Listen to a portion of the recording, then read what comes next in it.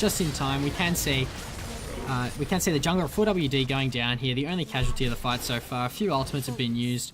We saw the Nami Tide come out, Nunu Absolute Zero coming out, Amumu Curse of the Sad Mummy coming out, as well as the Cannon Barrage from Gangplank. And we can see that Jett are turning to take the Dragon after this advantageous fight. And hopefully the stream's a little bit better. The quality's probably a bit worse, but the stream should definitely be a lot better in terms of its smoothness, hopefully. Just let me know if it's all good, if it's better, if it's just as bad. The bitrate and quality have been lowered, so hopefully that'll improve the FPS. And we can see a top lane push coming out here. The tower definitely possibly could go down at this point, but Ragus arrives just in time, and it doesn't even go down to half. Unfortunately, I couldn't see the health, so wasn't able to gauge that correctly.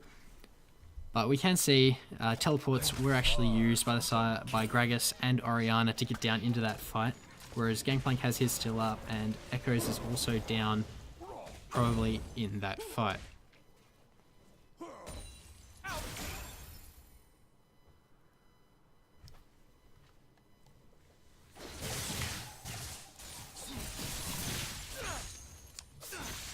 So the stream should be back online, I think. I can't see it, but yeah, see what happens.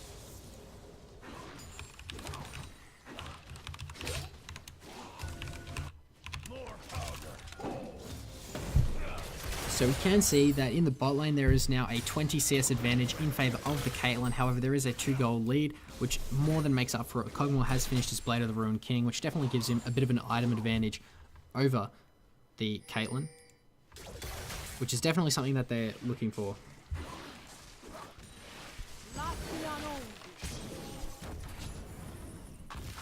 Now we can see a bit of wards being cleared out. And in addition to that, there is also another 4WD CS lead in the top lane. Gangplank farming up, getting his Silver Serpents, getting ready to upgrade that ultimate at some point later on in the game. He has finished his Trinity Force, which should give him a bit of a leg up against this Gragas here, who has completed nothing but Ninja Tabi.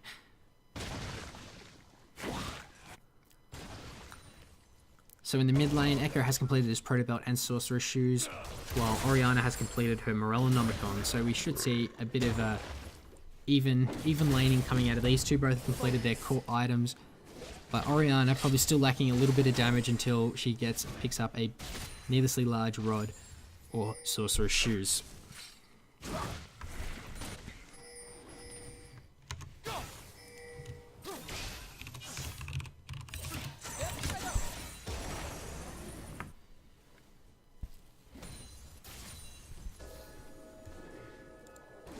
Okay, looks like the name of the stream did get reset. Oh well, I'll fix that one right up now.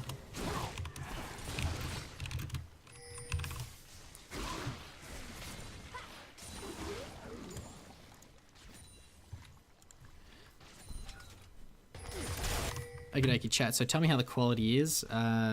Just let me know whether it's good now. It's probably worse quality, but just tell me if it's smooth. That's all I really care about. There might be a couple of jitters still soon, or still to come, but it's something that's unavoidable at this point. And we can see 30 CS lead in the bot lane now in favour of the Caitlyn. And we can see some trades coming out here. The roam up from the Orianna here, and it looks like a kill might go down onto this Gangplank. He does actually use Flash here, which does give him a bit of safety, and he is able to get out alive. No summoner spells expended from the side of Jett in that one, but both ultimates were used, so there is a bit of pressure lost from the side of Jett on that one, as well as the Gangplank ult used in reply, so the global pressure down bot being lost in addition to that, as well as Gangplank using his TP to get back to lane here. So bot lane should be pretty safe from both bot laners, should feel safe from the 4-man clan fiestas that can potentially happen.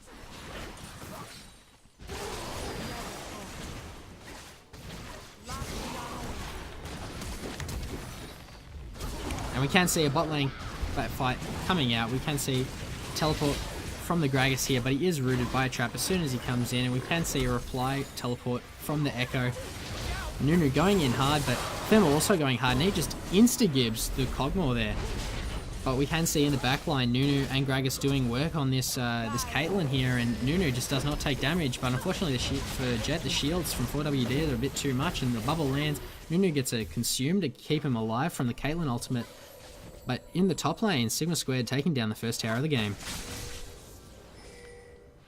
We can see Orianna coming down for a bit of a roam. Obviously, Jett aren't finished with this bottom lane play. They may try to get a reply tower with all the recalls coming out from 4WD, and the Shockwave is up and available, but no other ultimates aside from the Cogmore, which is irrelevant, seeing as though he's just spawned and coming back to base now, coming back to lane now. So nothing ending up going to happen. Jett losing out on this one in terms of the gold advantage, as well as tower advantage here. So the pressure advantage definitely in favour of 4WD after that one.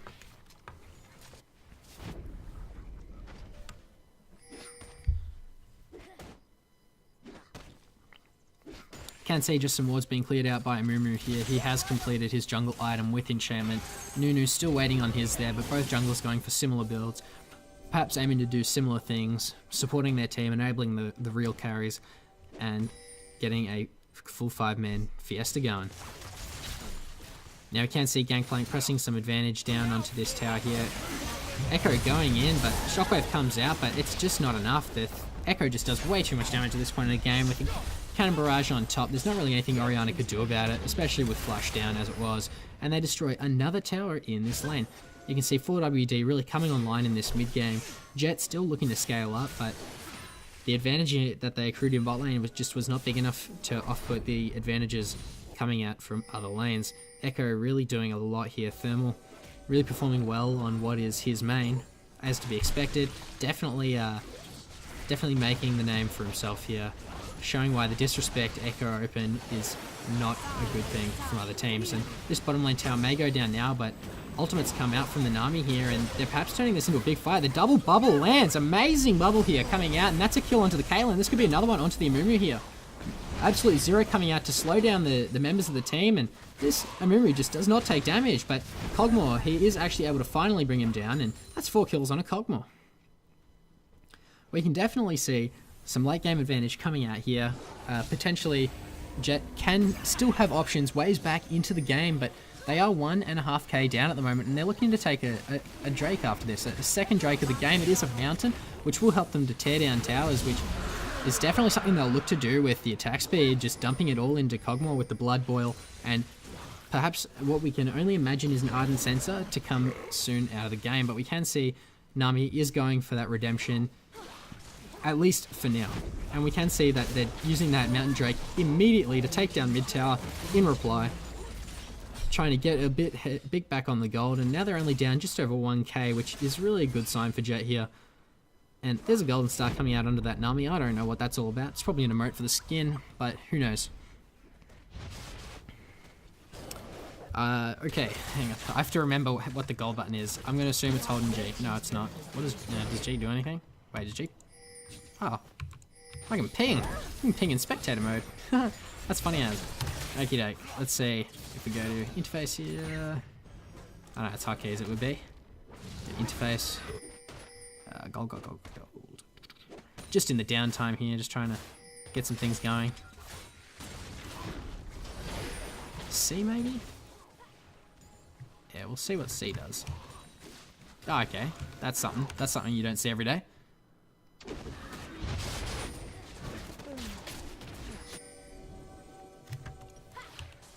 Ah, there we go.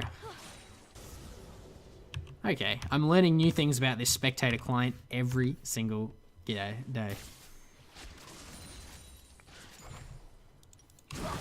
Okay, there goes the whole HUD. That's not bad. O. Nah, man.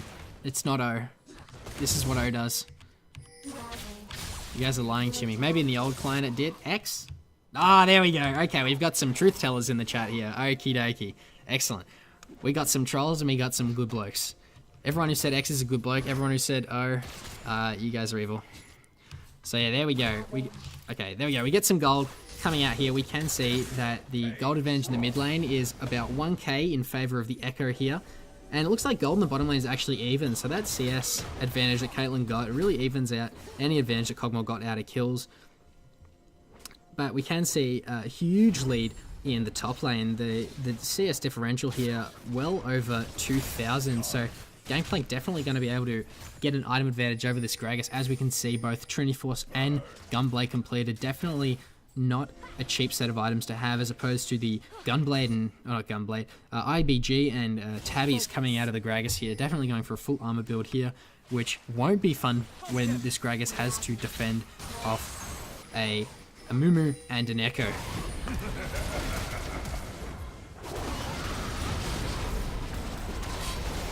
And we can see a big fight coming out here, and we can see Nami potentially going down. Absolute Zero has come out. Big shockwave here, being able to take down a couple of the members, and looks like 4WD are losing this one here.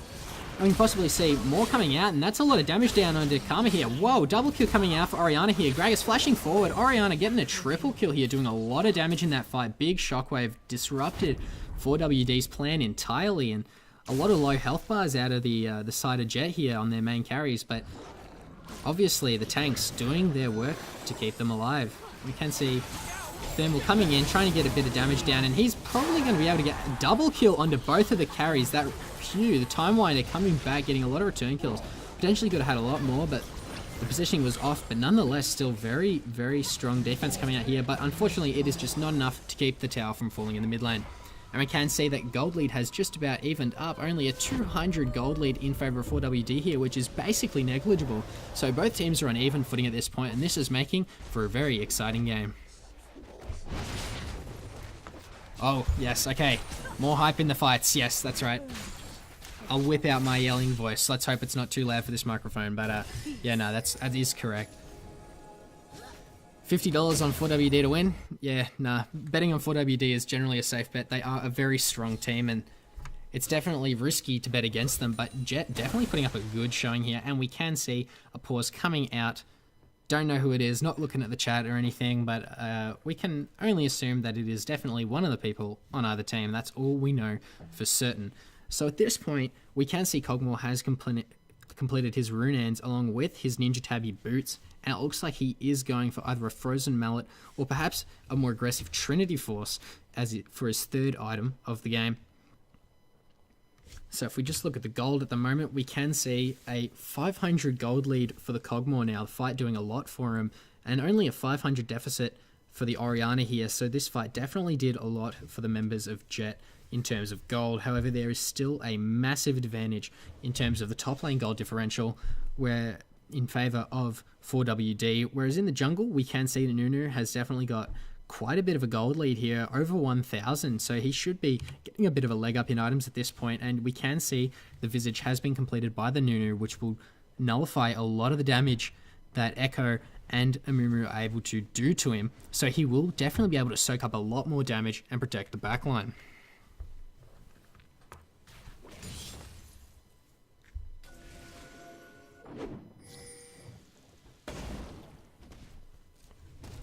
So we can see a bit of wards coming out of here, and there's not really much to say at this point. Everyone's sort of reset for the most part, and they're just pushing in waves. We need to wait for the next fight to happen before we see anything much come out. Laning phase is just about over, so it's a lot of wave control coming out here. So to comment on that, we can see that Orianna did push out bot wave, but depending on how delayed the bot wave got, it could potentially be bad for them and push against them. And we can see Jett mostly grouped around the Baron here. They've got a lot of pink wards down, a lot of vision. 4WD, in terms of vision, they've got no sight of this Baron at all, and they do try something a bit aggressive onto the Echo here, but unfortunately for Jett, nothing is able to happen. And sorry about that loud noise. I hope it doesn't hurt your ears too much. Rest in peace, headphone users. And we can see Jett rushing over to the Baron. They do ping it, but 4WD know what's happening, but they've got no vision of it. They don't know what's happening. They know that everyone's there. We can see a teleport coming in from the Echo here, and this Baron is a lot lower than half. It looks like Jett are going to be able to get this one for free here, but the Cannon Barrage does come in. Nunu consumes, smites. That's almost unbeatable in terms of objective control here, but we can see a fight breaking out. Echo goes in really hard here. Absolute Zero comes out. Echo manages to time rewind just in time because of the same moment coming out. Nunu going down really quickly on that one there. But the Shockwave hasn't been used. Gragas is going in. Shockwave on 4 people. That is a lot of damage. Whoa! Man, massive shockwave coming out of here, and we'll see if Jett can follow it up with a bit more. We can see Cogmore doing a lot of damage with those Nami-empowered autos, and he's able to slay the Caitlyn as well. That is a 4-for-2 trade in favor of Jett. They do get this Baron, and they should be able to push in top wave. And we can see Nami following up by clearing out some of the vision they have in the jungle. Gangplank, the only one left to defend, and he goes mid to try and push to see if he can get anything done. But I don't think he'll be able to get much done, and Jett may be able to get 2 towers out of this depending on how greedily they play. But Orianna does decide to recall, and we can assume that the bot lane will follow up, which is exactly what they do.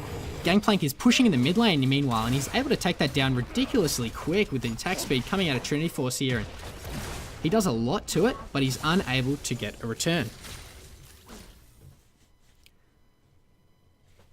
So we should look for Dragon to be the next objective, as well as bottom lane tower if you're Jett.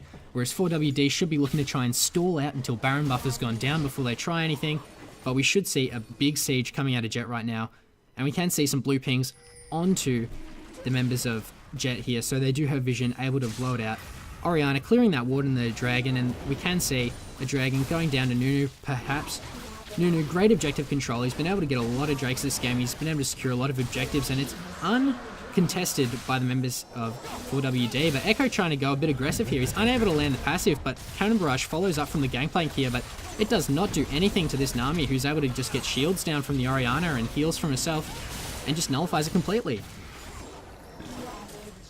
So we can see the members of Jett here going for the bottom lane tower, as to be expected. They've got a Mountain Drake, they've got Baron. This thing is more than likely going down, and we can see the parallel convergence coming out from Echo here to try and zone away, and he is successful, and he does get a stun onto the Orianna here, but he backs out just in time. Shockwave coming out onto the Karma, and that's a kill right there. Nami comes out.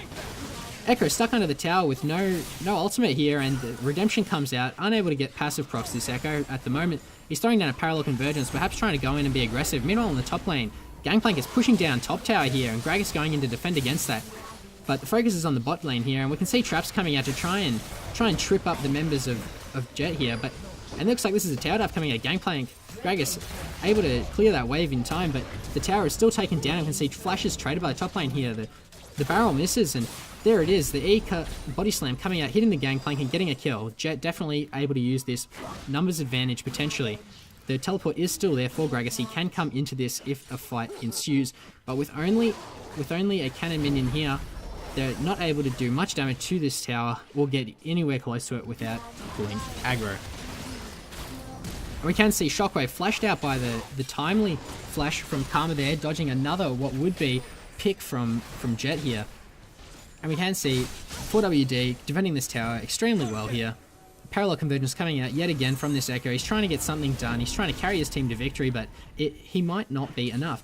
It really is Thermal 1v9 at the moment here. The 4 wards, which is their team's namesake, definitely not providing enough vision for Thermal here in this game. And we can see the members of Jett grouping up as a 4-man unit while Gragas pushes in the top lane, but he does decide to recall and not go any further with it, and they might get a catch out onto this Amumu if they're ballsy enough, depending on how deep they go. And the Fnatic Bush does not work for Jett here, so it looks like they're all looking to recall, go back, spend the gold that they have, and if we take a look at that, we can see a huge advantage in terms of Cogmore's gold, and overall gold leads about 4,500 gold in favour of Jett here, so they're definitely pulling up with that late game comp. It's doing a lot for them, and from this point onwards, it's looking very, very worrying for 4WD here, who were definitely the favourites coming into this match. Now we can see just a bit of waves being cleared, jungle creeps cleared. Now Baron's not up for a while, but there's just a bit of Baron vision being cleared by Iron Brute here, the support. And we can see maybe a fight coming out. Thermal trying to get a bit of a pick onto the Gragas, but he's too tanky. He's starting to buy some magic resist here, which is really worrying for the members of 4WD.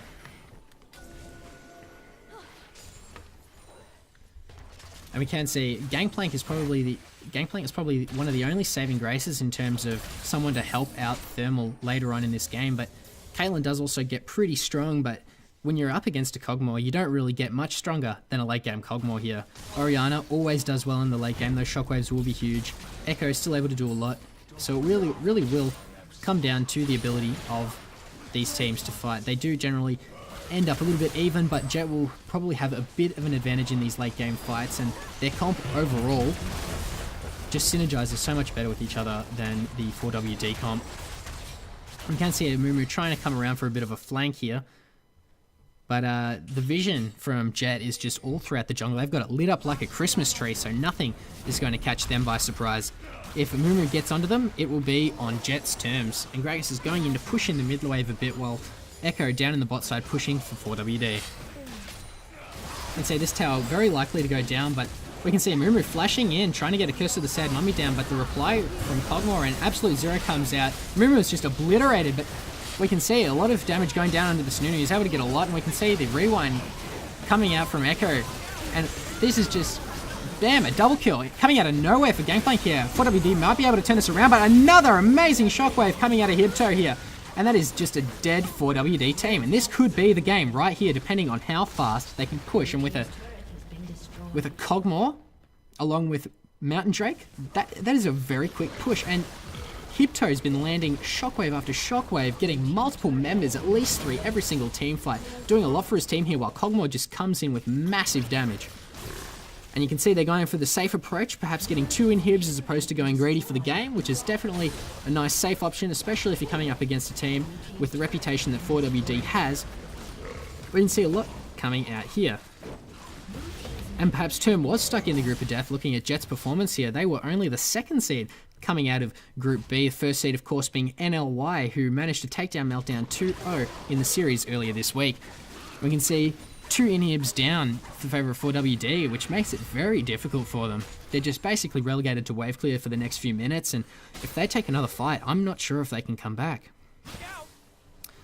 We can see some items coming out though. We see a completed Banshees, Lichbane, all of that stuff on Echo, so he might be able to get a bit done, but every time he just dives in solo and 3 or 4 members just turn onto him and he has to use his rewind defensively, and that Gangplank damage is very huge. Pretty much half healthing that Nami in 1 bit, but he's able to heal it back up with 2 heals. That's Nami balance for you right there. I mean, say Bubba coming out onto Nami, questionable, but you know, it's a bit of playful fun. Nothing really much is going to come of it. And we can see Orianna pushing down in the bottom lane. Teleport is available, but she heads to walk up towards the Drake, it seems, so that Jett can look to get their 2nd mountain of the game, and they'll be able to melt down these last remaining towers very quickly if they manage to get this, especially with this Cogmore and his attack speed. We can see Amumu has Nunu. Too many U's, man. We can see Nunu has built a Knight's Vow to enable his carry even more. This Nunu pick coming up very big for them in these fights. Able to soak up a lot of damage, Absolute Zero, stopping a lot of play happening. Now, Nunu might not be flashy, and he might be the poor man's Ivern, but he's definitely doing a lot of work this game.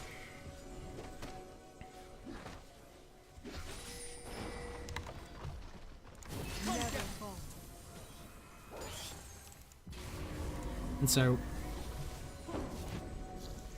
if you say there might potentially be a fight starting up, both teams edging nearer and nearer to each other.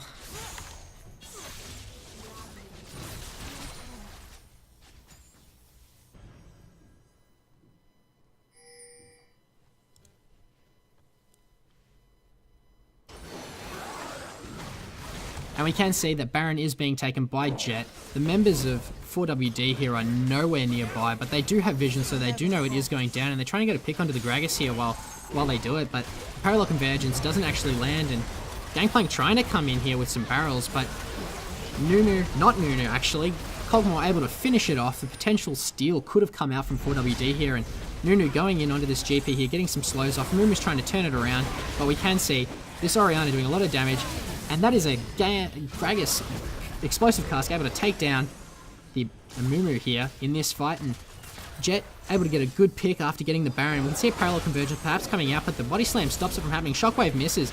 There's no ult for this Echo here, but he could potentially be going down. Orianna getting explosively close, and the Flash Body Slam coming out of the Gragas here, able to take him down, and this could be the final push of the game right here, right now, and this could be Jett getting a 1-0 advantage in this series.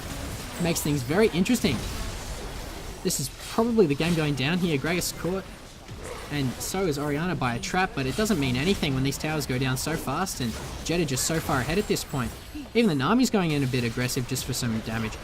And Gragas here taking a lot of damage, but it doesn't matter because this game's pretty much over at this point. And we can see a lot of damage going down on the Gangplank here. We can see Nami ult coming out, grabbing the bot lane, and that's a free kill, two free kills being handed over to Jett here as they get closer and closer to ending the game. And Matara going in, disrupting big time. Kog'Maw doing big damage, and by big damage I mean small damage.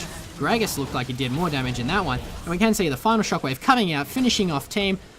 An ace to end the game, and Jett turn this series, start the series off 1-0.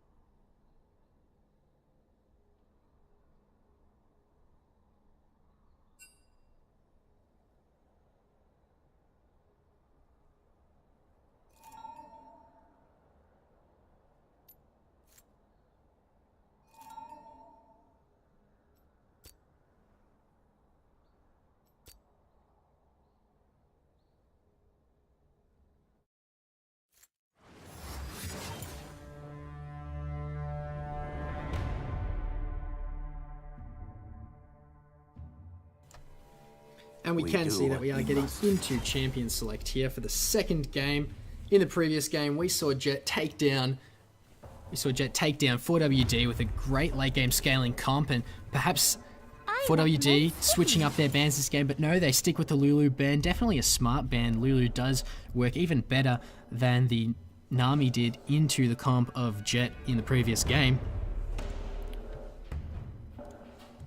And we just have to wait to see if 4WD decide to switch up any other bans, but we can see the same bans as last time coming out from Jett here. Lee Sin and Syndra both going down.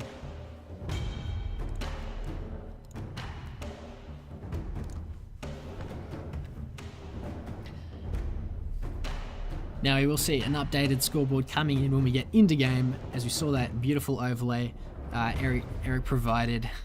God bless him. And we'll have to see if 4WD do actually decide to switch up their bans at this point. They're letting it go down to the wire here, and we do see a Kog'Maw ban come out, definitely warranted. Get Fatal Sashimi having an absolutely amazing game on that, being able to output a lot of damage and still get a lot of kills. This bot lane focused Jett team, same as they've always been. But you know, there's still always Jinx. There's still always Twitch that could come out that fill a similar role to the Kog'Maw here, and perhaps Get Found on Sashimi here could go full reckless and pick up a Kennen ADC, or perhaps even a Tristana. Who knows?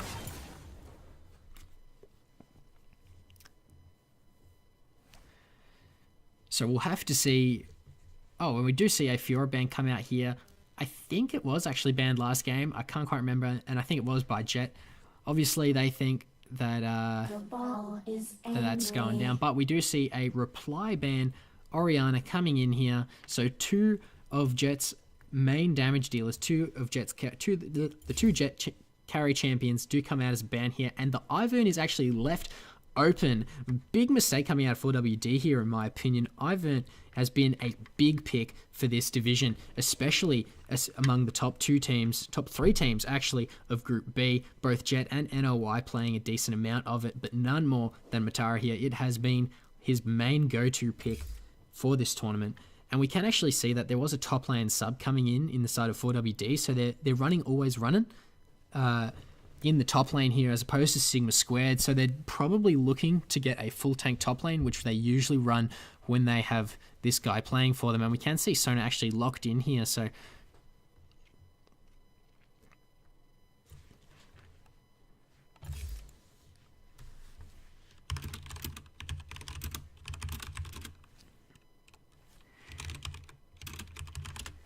and we do see Vi coming out from D's Nut X3 here.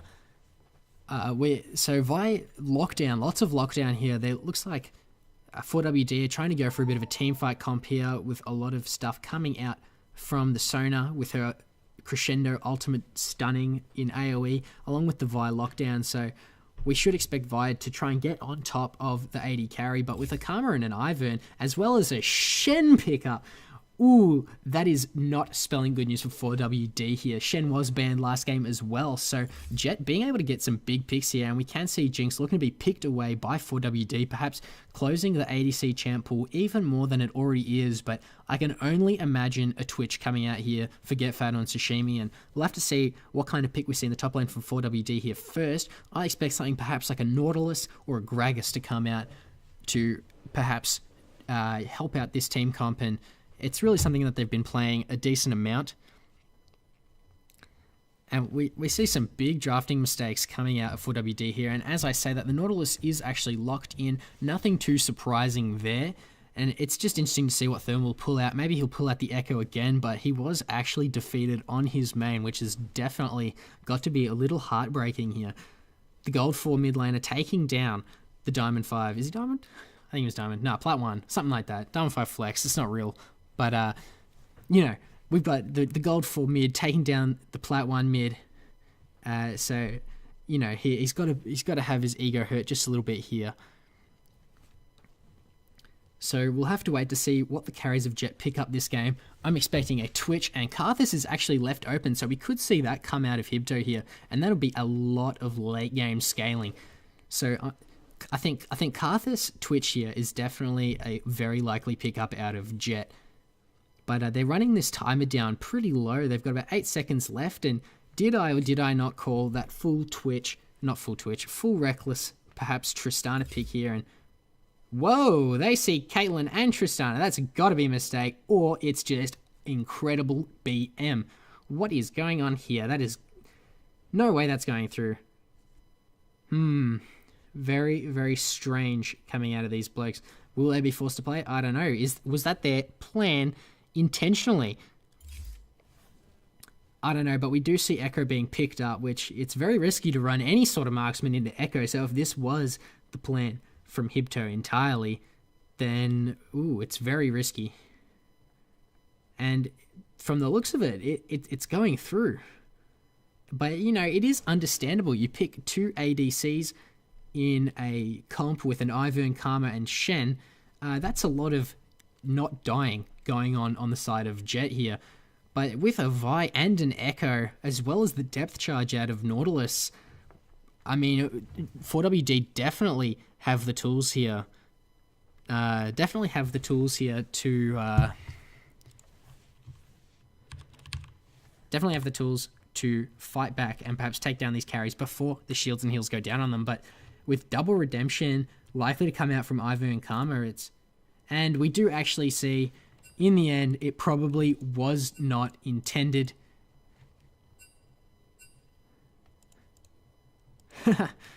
Nice. Okay, so it was actually a mistake pick. We will get back into... We will actually get back into the real... We're so sorry, DC'd last second. I'm not sure how likely that is.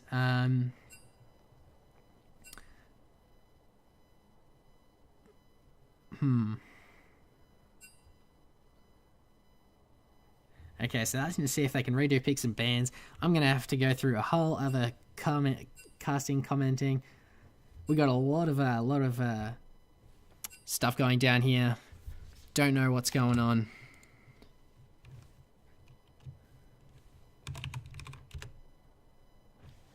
But one thing is for certain, this is not going to plan. So it looks like they're going for same picks and bans. Whether or not that Kate pick is included in the picks and bans being the same, we don't know. But we will find out when they get back in and just pick things like there's no tomorrow, boom, boom, boom, and just smash it out. But it'll be interesting if they do have to play as they were.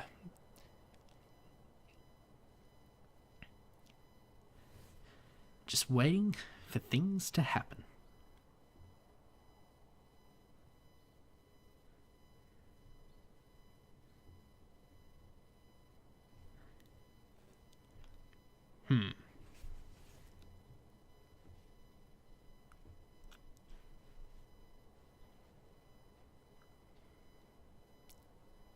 If you'll excuse me for a sec. Hopefully they don't start without me, but we'll see what happens.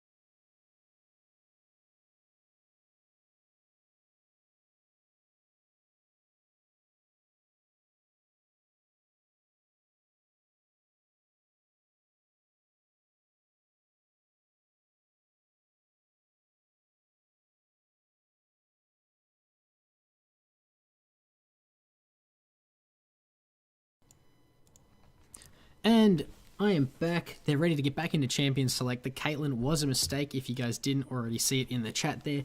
So it looks like they will be getting into Champions Select anytime soon. I thought I may have been getting a second caster in, but he just disappeared out of nowhere.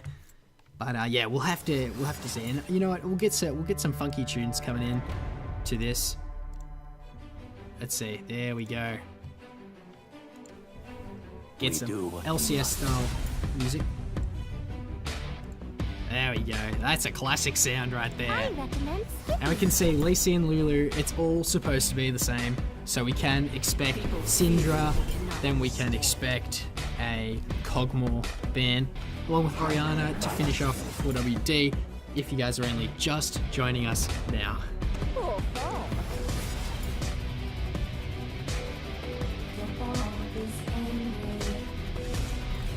Okie dokie. You can see everything is exactly the same, but it'll be interesting to see what Hibto, the mid laner, joins.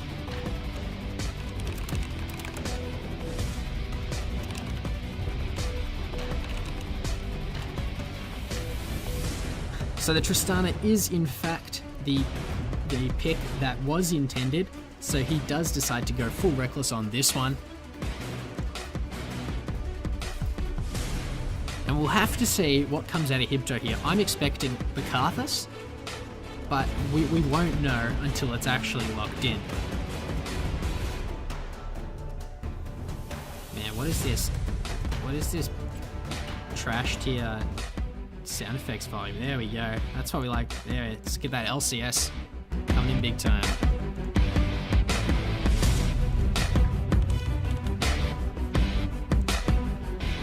Be interesting to see what the pickup. No, that sounds way too loud in my headset. Hang on. It's only supposed to be a background. And Karthus is in fact the pickup. It was banned in game 1, but everyone knows, and by everyone I mean not quite, but people know, some people know that if you leave Hibto to get his Karthus, he will pick it. And it looks like it's a battle of the mains coming out here, or not.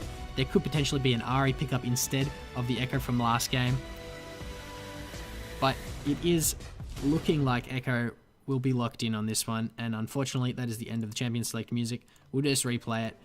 Got nothing more to play. I got to find good songs, so I only play the best for you lads. And that is actually an Echo lock-in right there. So we do know that they are in fact retaining the Echo from the previous comp, which was definitely a highlight for them. So we can say that 4WD definitely taking the good part of their Game 1 comp, which was only the Echo, and, you know, switching things up, perhaps trying to play a bit of a different style with no carry in the top lane like they did in the previous game, switching out Sigma Squared for always running, and taking a different approach that they took. This is the second game they've actually lost this whole tournament. They did, in fact, tie with one of the other teams. Unfortunately for that team, they did not make it out of the group. But, you know, definitely a bit of weakness coming out of 4WD here. Not the perfect tournament I'm sure they were expecting. And Jett here, undefeated until they came up against NLY. Swiftly dispatched in a 2-0 in their matchup. But definitely coming out strong here and trying to prove that Group B is definitely the stronger group for this one. And they've improved their comp a lot, with perhaps the exception being in their ADC. No Cogmore in this one, a Tristana instead, but Tristana is still very strong AD carry, especially when surrounded by an Ivern, Shen, and Karma.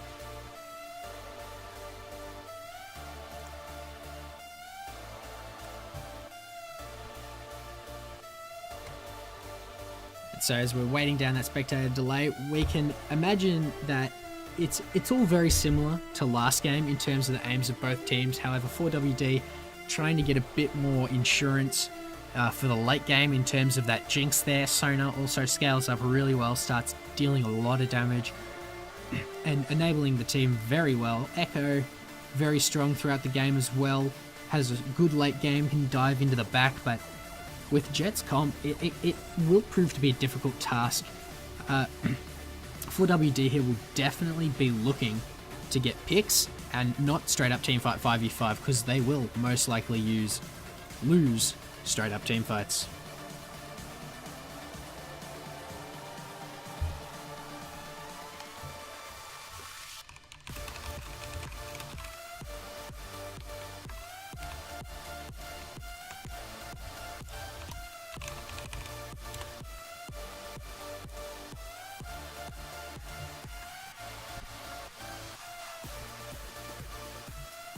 So if you're wondering where this music's coming from, I am just putting on League of Legends music.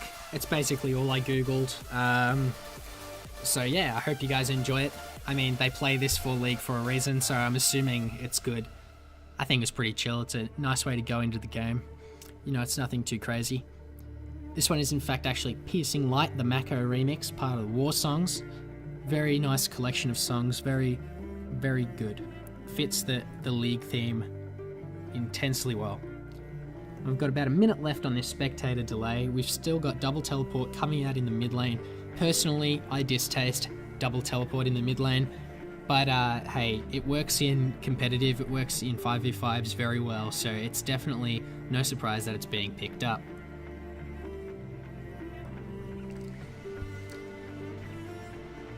And we can see a huge clash of styles coming out in this game in terms of the late game team fighters versus the pick and kill type of team comp coming out of 4WD here.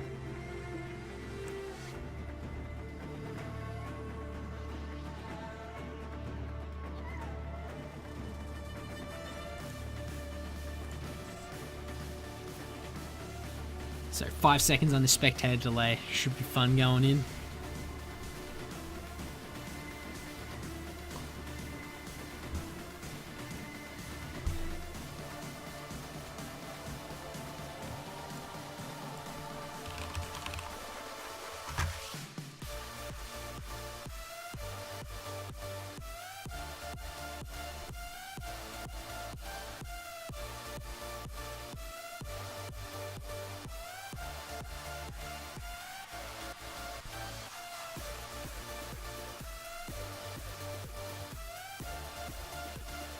So we're just loading into the game now. We can, well, you guys can't see them yet, but rocking some lovely expensive skins from both sides, except for, in fact, Matara and Mott here, rocking the classic Faker style skin, obviously trying to show off. But we can see Jett 1-up over 4WD in this best of 3 so far. Can they close out this game? Who knows? I'm kind of looking for a game 3, you know, just to make the series more exciting. But we'll see what happens. I mean, you know, 4WD definitely looking to redeem themselves from last game's performance, and we can see a pause actually coming out right as the game starts. Man, if I didn't know any better, I'd thought I was casting NLY right now.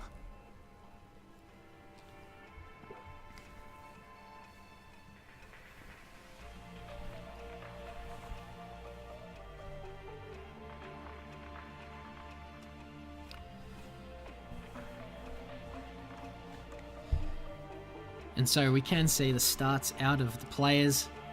Just classic Doran's Blade start for this Jinx in the bottom lane here. Talisman for Vi in the jungle, nothing too surprising there. Same deal for the Ivern.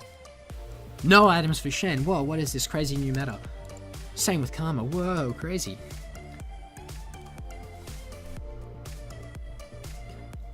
But yeah, no, other than that, you know, everything's looking pretty stock standard so far. No one going for anything crazy. We do see a Spell Thieves coming out of Sony here, looking to get that chip damage, rack up that bank, and obviously rush a Ludens into Lichbane like all my solo Q Soners do.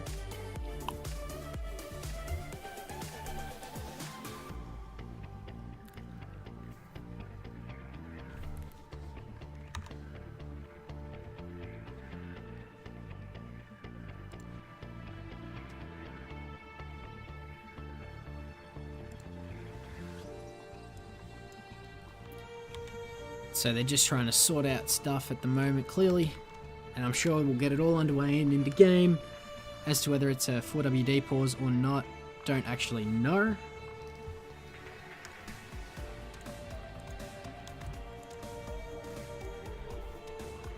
So we can see, hopefully it will. Well, look, we'll check the chat. It's very risky for me to check the chat at this point. Okay, fair enough. There we go, an unpause comes out in the end. Nothing too offensive in the chat. Big surprise, especially compared to the other night. I've worked out the anti-troll techniques, at least to some degree. And we can actually see, looks like it's going to be a line of scrimmage set up again. 4WD pinging out positions of players to go. And we should look to see Ivern invade, definitely do a classic Ivern start. They should, if you're Jett, you're looking to see where the Vi starts, perhaps with some wards, or just with some good positions of the players. And then from that, Ivern should be able to just sneak the buff that Vi does not start at.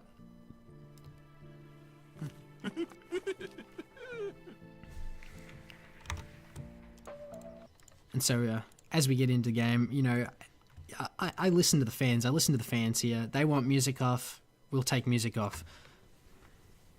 Game sound up. Yeah. Okay. Let's just. Okay. Music volume on. That's all the way down. That's good enough for me anyway. I'm sure it's good enough. Yep. That's definitely good sound. As long as we can hear that lovely caster voice. The woman of my dreams right there. All of you Shocks fans, they ain't got nothing on this voice right now. And we can see just a line of scrimmage here. Jett not looking to go for anything too crazy in terms of the start. They do know that it is a blue buff start coming out. They will get the vision now. They can see there is a ward there. Will it go down? No, it won't. So Ivern does know where the Vi is starting. However, he's not on the right side of the map to do the classic Ivern invade, so he might just be going for a natural clear. And we'll look to see if he actually smites that first buff or not. But it looks like he's just trying to set up a full red side jungle clear on this one. Vi able to go up to a red, get double buffs pretty easily.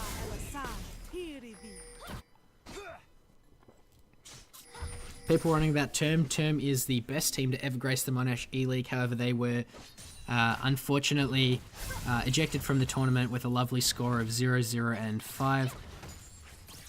Due to internal conflicts, roster complications, Bobski was unable to do anything for his team, so we'll see what happens. That is the story of Term. They're in the group of death, as we can see here. Jett pulling out a fantastic performance. I mean, how can you get past NOI and Jett when they're putting up games like this? Like, even Bobskid's mad skills just unable to do anything for Term. And we can see an early gank coming up from the Vi here, but Shen just shadow dashes away, and there's really nothing more to be said about that one. But we do see that both summoners were actually expended by the Karma here, by Jett here, in the bottom lane. And other than that, it seems like nothing else has happened, but there was actually a Sona Flash. I won't forget to mention that one. And hang on, I've got a little bit of a mix-up in the scoreboard here. There we go, that's all fixed up, and we Gucci.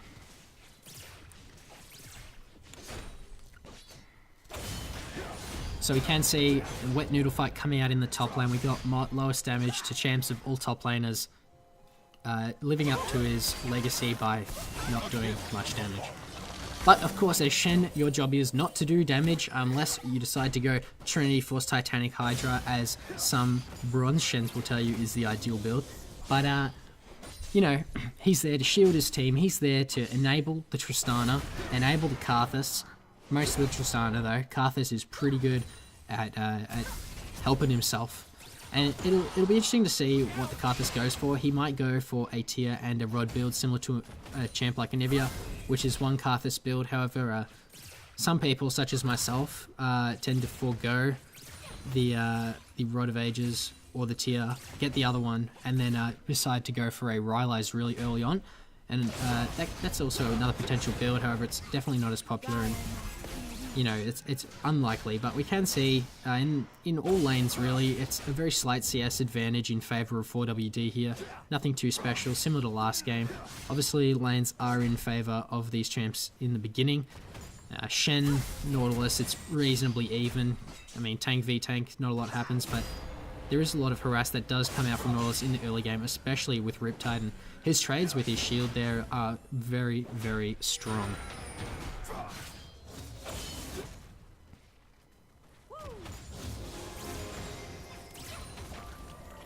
So we can see that it's really not too much going on here at the moment, but we can see Vi angling down towards a bot lane gank. However, they did ping it. They might be aware that it is actually coming down, but they've got no wards, and they're completely unaware of this Vi coming in here. So we should see something special coming out. The Vi special coming in, early gank. Tristana just dashes away. Karma might actually have to flash here, but she's actually rude, and that's first blood going over to the Jinx, but there's a teleport coming in from the Shen, but it is actually cancelled. Nautilus and Echo both using TP, both cancelling. That's 3 cancelled TPs from both sides, and Ivern just going in for a cheeky invade to reply on the top side.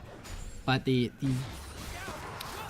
the first blood in favour of 4WD. Definitely a good redemption from their previous game, where they were first blooded, I believe, in the bot lane.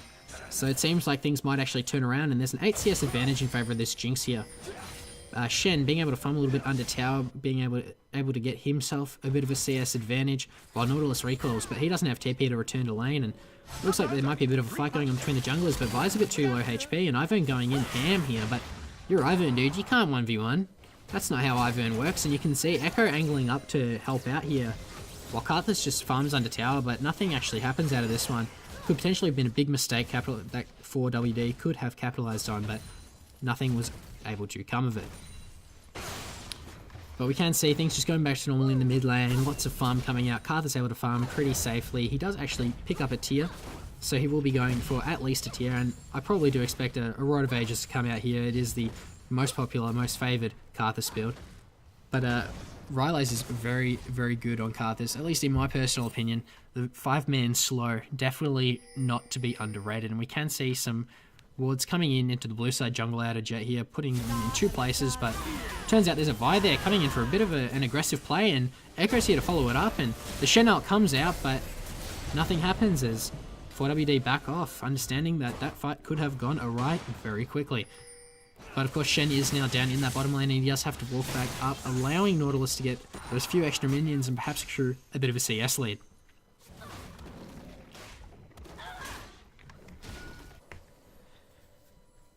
So I think I figured out the gameplay strategy of 4WD here. They were requesting Silver Scrapes earlier in the evening, and clearly they threw game 1. And they're obviously going to come back fighting in this game and win it, send it to 3 games so they can get the Silver Scrapes they so badly desire. But who knows, this game could really go either way at this point. 4WD has a 200 gold lead, that's nothing too special. The CS lead in favour of the mid lane, actually doing a lot for that 10 CS lead for the Karthus here in this lane, and it'll be interesting to see both mid laners on comfort picks, something that they enjoy playing, they like playing, they're good at playing. So it'll really be a battle of these mid laners to duke it out here. Meanwhile, ADCs really depend on their team. Jett definitely has a better team of enablers to help this Tristana shine, but Jinx is definitely an inherently stronger champion, so that could also work out in the favour of 4WD. And just outside of tower range here, we see Nautilus getting a bit of harass down, and Ivern just doing Ivern things, clearing. There is a free red buff, which I assume Tristana will go and take, possibly now. 4WD pinging the Karma here. They do most likely see the Ivern, but the ward is not actually in the bush, it's a little bit outside, and Ivern hasn't gone to that side, so they don't know exactly where Ivern is, but that's a red buff for Tristana being taken in just a second now, and so that'll be tough for the bottom lane of 4WD to deal with. Ivern buff sharing is very strong, not to be underestimated, especially at this point in the game. Like, everyone's only level 7, and a level 7 ADC with red buff will definitely do a lot in these fights, and if there's a gank down in the bot lane, a bot lane skirmish, and it goes wrong for 4WD, that slow is going to make it very difficult for 4WD to get out if things do actually go badly. As we can see, Shen ult is about 3/5 of the way done, and so we should expect some players coming out when that does in fact come back up. We can actually see the Proto Belt Rush, it appears, coming out from the Echo here once again, and with a Catalyst of Eons on this Karthus here, he could potentially be going for a Hextech GLP, but most likely is a Rod of Ages. Hextech GLP definitely scales a bit, is stronger earlier on in the game, whereas Rod actually outscales definitely by the time it is fully stacked. And we can see the members of 4WD are actually just chilling in the river, at least the Echo and the Vi, and they may potentially try and make something happen onto this Karthus when he pushes forward, but... And they, in fact, they actually have no vision, but they do see the Vi going for an aggressive invade here, but that red side jungle is completely cleared, so Vi is not going to get anything out of this, and they may actually potentially go for a bit of a dive. This Vi is just waiting over the side of the mid lane wall. Even though we are focused on bottom lane at the moment, there could potentially be something spicy brewing in the mid lane, but Vi decides to back off in the end. Karthus playing safe on this one, just you know, making sure he goes for the safe bet, sits back so Vi can't do anything, and that's really just what Jett have to do, is just stop 4WD from doing anything. And we can see the lane gank coming out of Ivern here, but he lands the snare, but the ult comes out from Sona. Daisy coming out, trying to hit some stuff up, but they're just too far under their tower for Jett to actually get anything done, and now Jett backing off. But there is an Echo actually coming around from the side, so is Vi, but it looks like nothing's going to happen as the members of both teams decide to disperse. There may be a collapse onto Ivern here, but no, he retreats further back into his jungle. He is actually spotted out by the members of 4WD. He knows that he's spotted out, and so he is deciding to back off. But we can actually see on the minimap, there is definitely a dive coming out here, and the flash Q coming out from the Vi here. Chenault's actually coming in, tower doing a lot of damage. Vi goes down. This is turning really bad for 4WD really quickly, and the tower damage is doing a lot. Nautilus getting out with almost no HP, but the Karthus ult is actually coming in. He gets the taunt down onto both of them. Thermal going very low. He's not got no ultimate here. And the snare actually lands onto the thermal here. And that is a double kill for the Shen, and a single kill for the Karthus, and that is a big advantage on the top side of the map for Jett here. And same time in the bottom lane, Sona going very low here, low mana, not able to do much. And we can see that they are just turning onto this Ocean Drake. Not the best Drake to get, unfortunately, for Jett, but, you know, it's still a Drake, and it will definitely help with their sieging and just make it even harder for 4WD, especially by the time they get Tristana onto those towers. If it was a Mountain Drake, that would be absolutely disgusting, which is, in fact, actually the next Drake coming up, so Jett will definitely want to place a lot of high priority onto that one when it does come around. Tristana, with a Mountain Drake, along with that enabling team of sensor builders and redemption users, will definitely be able to knock down those towers very quickly. Those towers will go down a lot faster than normal. 4WD, at this point, just want to try and, you know, relax, collect themselves a bit. It's only a 1k gold lead, and only 2 kills in favor of Jett here, but they are looking to take this first tower, and they will get it down reasonably low. About 3/5 of its HP is left remaining, and looks like Karthus throwing down the wall, trying to get stuff done. And, you know, Ivern just clearing his jungle. You know, when the spectator mode takes you to people clearing the jungle, there is not a lot happening. Karthus goes and takes his free blue buff over on the other side of the map, and we focus back on the bot lane. And we can actually see a 10 CS lead in favor of Jinx here in this bottom lane, and a 15 CS lead coming out for Nautilus here in this top lane. But it doesn't really matter. If we look at the gold, we can actually see about 400 gold lead for the Jinx here, so that is actually, you know, pretty crazy. That's an extra, like, longsword or a brawler's glove or a dagger. And then in the top lane, we can actually see a 300 gold lead in favor of Shen. So despite being down in CS, the kill participation that he's actually got has netted him quite a decent advantage. And we can see also similar story happening in the mid lane in terms of Karthus having about a 500 gold lead, which could possibly be the difference between, you know, Karthus having his rod and not having his rod. And at this point, it's really, really important for Karthus to get his rod as early as possible, as it is for all Rod of Ages users.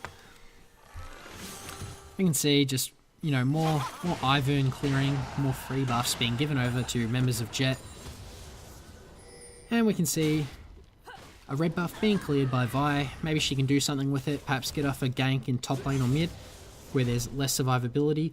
Chenault is in fact up, so if anything happens elsewhere on the map, Shen can get to that really quickly, but at the same time, Nautilus does have his depth charge and teleport available, so there is a reply for the side of 4WD if something does actually happen. And we can see that Vi is looking to go down into this bot side, so is Ivern, and Echo looking to come down as well, but Ivern spots him out, and it looks like there's a gank coming on into this man. Parallel convergence lands onto the Karthus, not doing much to him as we focus towards the bottom lane, where a lot of damage is going down onto both ADCs, and we can see Vi coming in. This could be a dead Tristana here, but Chenault comes through with the heal and the shields. Chenault is actually interrupted by Nautilus here, but it does its job and keeps Jett alive, and we can see the Karthus coming in. It gets a double kill down onto the bottom lane, onto the Vi and onto the Jinx here, and Jett able to turn that around with the massive global pressure and heals and shields that they have in store. And we can see Ivern coming around in the bottom side, and the camera might go down to focus on them soon, but maybe not, as he ends up not actually going for it and Sona just backs off. But we can actually see a little bit of a wet noodle fight happening in the top lane here. Shen is up in terms of HP, and this looks like first tower going down in favour of Jett, looking to extend their gold lead through kills, and from now on, towers as well. They're up about 2.5k gold at 15 minutes.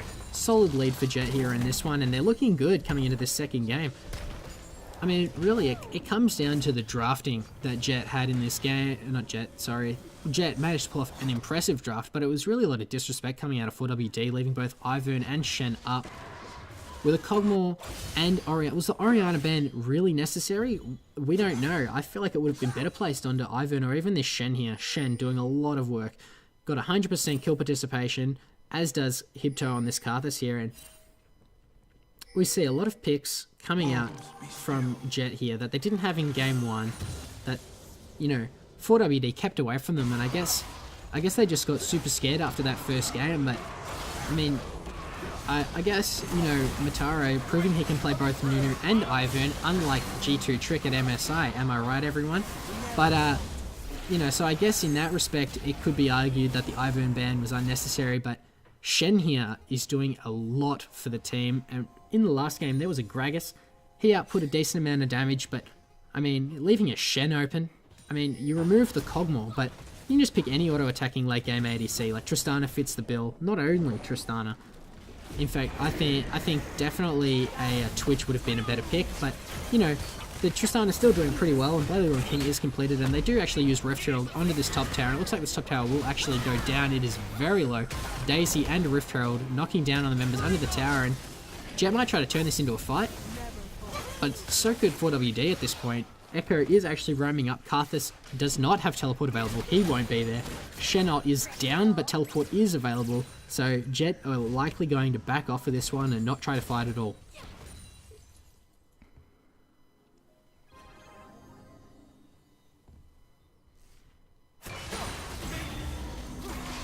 And so we can actually see a 1 level advantage coming out of Hibto over his lane opponent here, as well as about a 15 CS lead, and we can see a bit of a lane swap coming out here.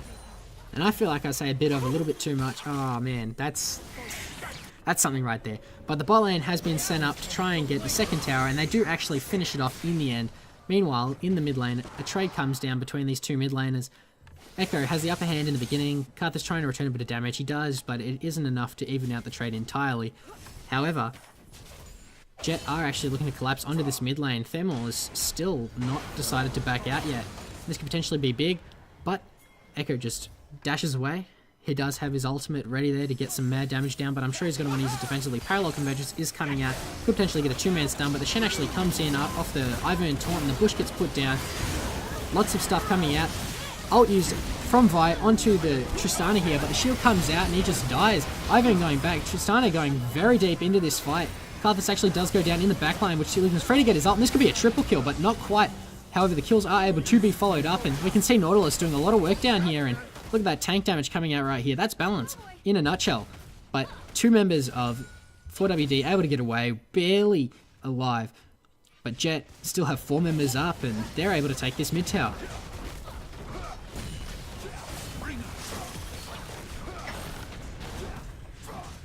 We can actually see a teleport coming out of the Echo here, looking to get some stuff done. And it seems like it will actually do the trick in preventing this Jett push here. And they may turn onto the Drake to get some stuff down, or they may just recall. They are all very low, and they did just come off a very good fight. They're now up about 4k gold, which is looking really nice for them coming into the 19-minute mark. And we can see 4WD might try to get this Mountain Drake, and it looks like they are tending to group around it. With all these Jett recalls, it seemed like a really good idea, and we can see Shen having a trade against this Echo here. Meanwhile, the Drake is actually going down. They have no vision of it from the side of Jett here, so that looks like that's going to be a Mountain Drake withheld from the members of Jett here, definitely slowing their progress into the mid-game. If we look at the next Drake, it is actually an Infernal, so that'll definitely be hotly contested by both teams. 4WD definitely want to get this so that they can get through these shields big time. But we'll have to see the state of the game, because anything can happen in 6 minutes. 6 minutes ago, you would have said Jett would have been able to take this next one easy, but at the same time, there was a bit of over-aggressiveness, overstaying coming out of Jett, which allowed 4WD to take that Drake. And we can see Jett grouping up in the mid lane. They want to finish off this tower. It is very low. It has about a quarter HP left, and we know Tristana can knock these towers down big time. And Echo throws the parallel convergence down, but he's not aggressive enough to go into the parallel convergence for the stun, as is expected. And the Deathfire Touch proccing the tower damage onto the Karthus here. Tristana trying to finish off that tower, but the Satchel Charge, not Satchel Charge, that's a Ziggs ability, sorry. But the Tristana leaves it on almost no HP, but is actually able to finish it off with one quick auto attack without any pressure put down, and that's 3 towers to 0 in favour of Jett here, and they're up about 5k gold at 20 minutes. Things are looking really good for Jett in this game, and this could potentially be a 2-0. It is definitely shaping up to be potentially this, and we should look for 4WD to come back into this, definitely not having the showing that they were expecting or expected to have. You know, 4WD, reigning champs, they won the last Monash Div 2 tournament, and it seems like they're coming up short a little bit here with almost an identical roster. I think actually an identical roster to their previous win. But at the moment, you know, when you're playing against a late game team and the late game team gets an advantage on you, it's really hard to play against from behind, especially when you have Ivern here. He's finished his redemption, he's grabbing a locket now. Bot lane, we can see that Karma has completed her redemption as well, so there's already 2 redemptions coming out for this lineup of Jett here, and Karthus with a completed tier able to get that shield from Seraph's Embrace as well as the extra HP from Rod of Ages, really makes it tough to kill these carries here. And Tristana, Blade of the Ruined King, the lifesteal definitely not helping 4WD out in terms of being easy to kill. So, you know, Jett here playing a really strong comp right now, and they're really just sort of rolling over 4WD at this point. You know, it doesn't matter how many ultimates, how many good ultimates. We saw some really nice sonar ultimates onto 2-3 members of Jett in this previous fight, and a nice Vi dive onto Tristana, but it just has not been enough. And so we can see a 1-3-1 coming out of Jett here, obviously playing their comp as it's intended. Shen definitely a great split pusher, and Karthus with the teleport here. You know, at this point, Echo's going to struggle to kill this Karthus. He's got Seraph's Embrace, he's got Rod of Ages. In fact, he's got a level advantage, and we can see a bit of a fight coming out of here, but nothing too major comes out of it. A bit of disrespect coming out in the route onto the Ivern, and the redemption is just a little bit too late. Jett finally, not Jett, sorry, 4WD finally getting that pick they were looking for, and it looks like they're going for more onto this Karma here. The Death Charge comes out from the Nautilus, and the rest of the team's trying to follow up, but they're a little bit too far behind. They are pinging to go in, and Vi goes for the flash Q. Puts the ult down onto the Karma here. Karma trying to get a bit of a redemption off to heal up, and it actually does land, but she's walked the wrong way, and she will go down on the back end of this fight. And 4WD finally getting something done positively for them, but the reply in the bottom side is the tower from Karthus, and it looks like they're going for more. They have to if they want to make this trade worth it here. And it looks like Tristana will actually go down, but the Shen Art does come down. The shield is successful. Teleport coming out from the Karthus. He comes in, big damage, lands down the wall. He's throwing down lots of damage. Everyone's dying from the side of 4WD, and the Karthus ult comes out. This could be a double kill right here. And the Vi barely survives, but is taken down by the Shen immediately right after, and Jett able to collapse on that big time, capitalizing on the over-aggression, the overstay from 4WD here, and it looks like they're turning on to the Baron. And we have seen that the Ivern here, he can do a lot. He can deny the vision with his bushes. He's got tons of shield, so no one's going to lose any HP to this. Thermal perhaps going in with a parallel convergence here, but will he be ballsy enough to go in? And no, he won't, so there's no chance of a steal here. And there is actually Thermal going down big time. He takes a lot of damage. The rewind, keeping him alive just a little bit longer, but the dash over the wall from the Tristana here, and looks like he's going to be unable to get away. He's walking between 2 towers. Not a lot is going to happen here. Just one more Karma Q, and that should be it. And one auto attack, and that is a kill for 1609.98. Jett playing really well this series. They've managed to capitalize on every mistake 4WD have been making.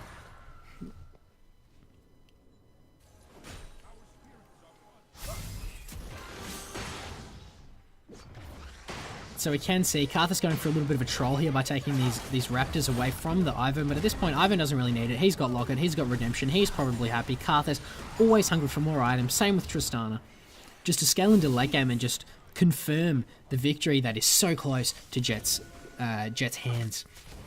And this Drake will be coming up in 30 seconds. It is Infernal, and an Infernal Drake on a team with 2 carries definitely makes it seem like they have 3 in the grand scheme of things, and that isn't even counting the extra heals and shields that basically make up extra lives that the enablers of Jett have. They are up 8k gold at 25 minutes.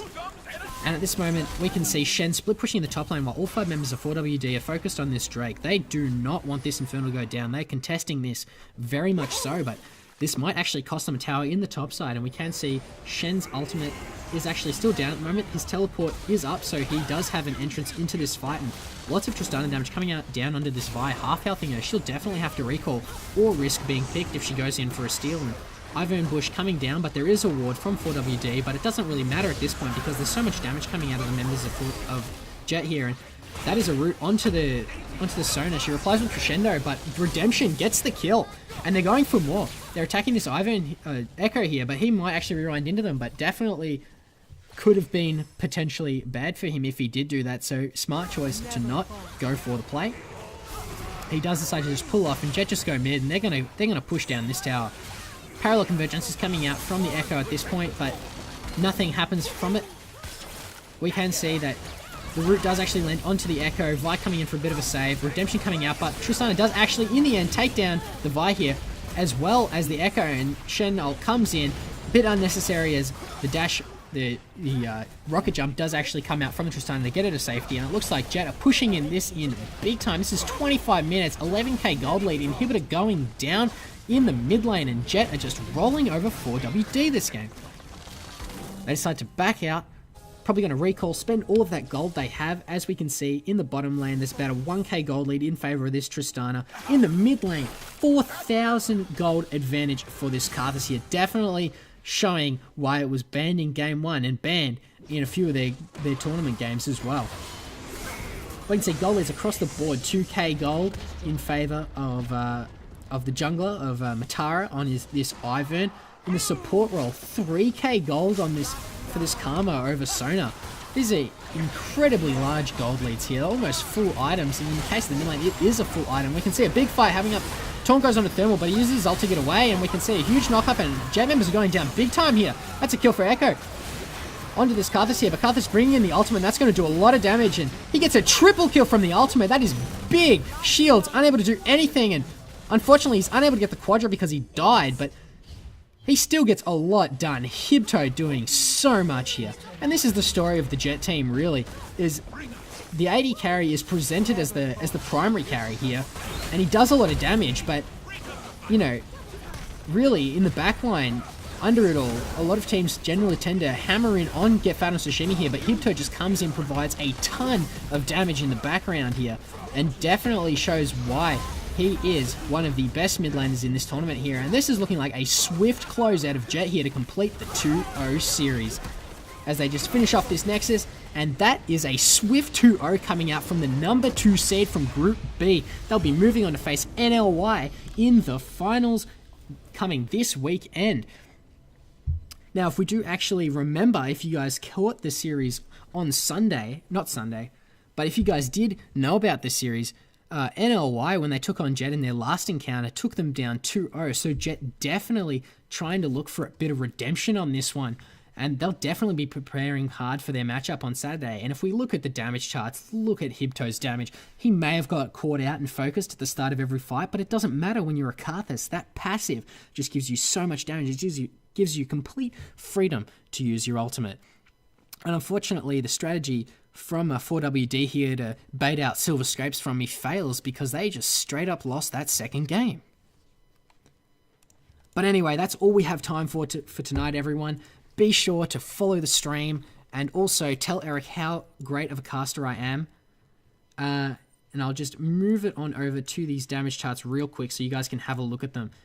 And I mean, just look at that, 20k damage. That is incredibly huge. Thermal trying to do his best here, but unfortunately wasn't able to do anything. And we can see here, Nautilus actually out-damaged the Vi here.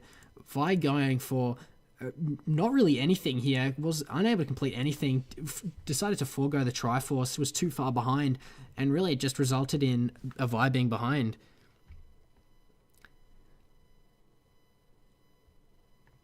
But yeah, so, I'm going to go now. Thanks for watching the stream, everyone. And be sure to tune in on Sunday when we see all of the finals from all of the divisions. I'm looking forward to casting, hopefully, this Division 2 final, because it should be good. I know both teams reasonably well, and their playstyle should be fun to watch go up against each other. But have a good night, everyone, and we'll see you next time.